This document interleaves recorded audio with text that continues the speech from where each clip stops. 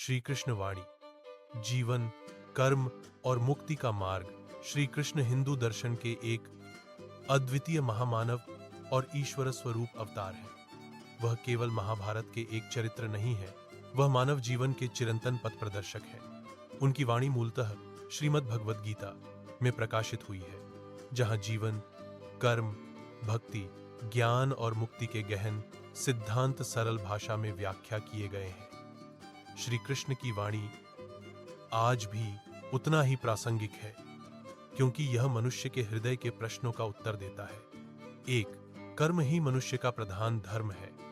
श्री कृष्ण कहते हैं, मनुष्य कर्म किए बिना नहीं रह सकता।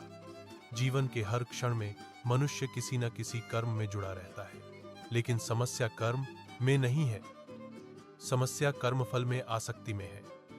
वे कहते हैं, कर्म करो, लेकिन कर्मफल के प्रति आसक्त मत हो। यह वाणी मानव जीवन दर्शन का मूल आधार है।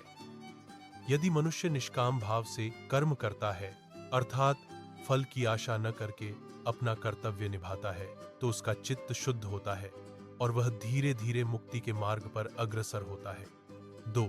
भक्ति ईश्वर प्राप्ति का सरल मार्ग है। श्री कृष्ण ने भक्ति को सर्वोच्च स्थान दिया है।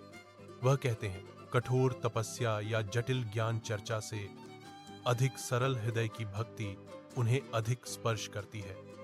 वह कहते हैं, जो मुझे प्यार करता है, मैं उसके पास ही रहता हूं। भक्ति का अर्थ केवल पूजा पाठ नहीं है। भक्ति का अर्थ विश्वास, समर्पण और प्रेम है।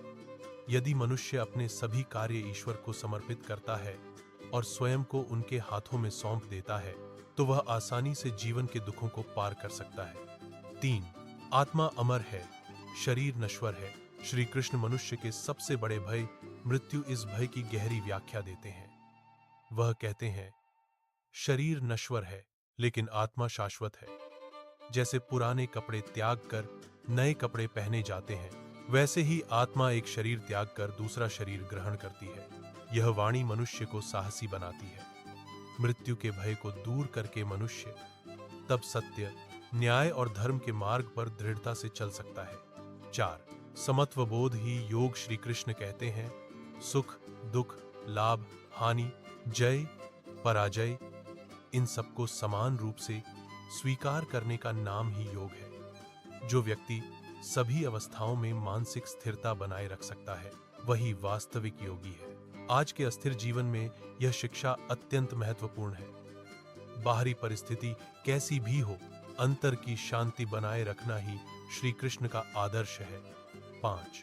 अहंकार मनुष्य को पतन के रास्ते पर ले जाता है। श्री कृष्ण ने अहंकार को मनुष्य का सबसे बड़ा शत्रु कहा है। अहंकार मनुष्य को अंधा कर देता है और उसे सत्य से दूर ले जाता है। उन्होंने कहा, जो स्वयं को सब कुछ का कर्ता मानता है, वह वास्तविक सत्य को नहीं समझ पाता है। विनम्रता, आत्म आलोचना और कृतज्ञता, ये गुण मनुष्य को उन्नति के मार्ग पर ले जाते हैं। 6. धर्म का अर्थ केवल आचरण नहीं है। श्री कृष्ण के लिए धर्म का मतलब केवल पूजा, उपवास या रीति रिवाज नहीं है। धर्म का मतलब है न्याय, करुणा, सत्य और कर्तव्य। यदि कोई व्यक्ति अपनी जिम्मेदारियों को ईमानदारी से निभाता है, दूसरों को नुकसान नहीं पहुंचाता है और सत्य के मार्ग पर चलता है, तो वह धर्म का पालन कर रहा है। 7. आत्मज्ञान ही वास्तविक ज्ञान है। श्री कृष्ण कहते हैं, बाहरी ज्ञान मनुष्य को जानकारी देता है, लेकिन आत्मज्ञान मनुष्य को मुक्ति देता है। अपने वास्तविक स्वरूप को जानना, अपनी कमजोरियों और शक्तियों को समझना, यही ज्ञान का अंतिम रूप है। 8. समर्पण ही अंतिम मुक्ति का मार्ग। गीता के अंत में श्री कृष्ण कहते हैं, सब धर्म त्याग कर मेरी शरण में आओ, मैं तुम्हें मुक्ति दूंगा। यह वाणी कोई डराने वाली बात नहीं है, बल्कि एक गहरी आश्वासन है। जब मनुष्य समस्त अहंकार, भय और संदेह त्याग कर ईश्वर पर पूर्ण भरोसा करता है, तब उसके जीवन का बोझ हल्का हो जाता है।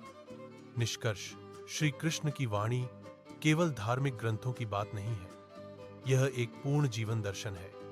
कर्म, भक्ति, ज्ञान और वैराग्य के समन्वय से गठित यह दर्शन मनुष्य को आत्मिक रूप से उन्नत करता है और जीवन का वास्तविक अर्थ सिखाता है।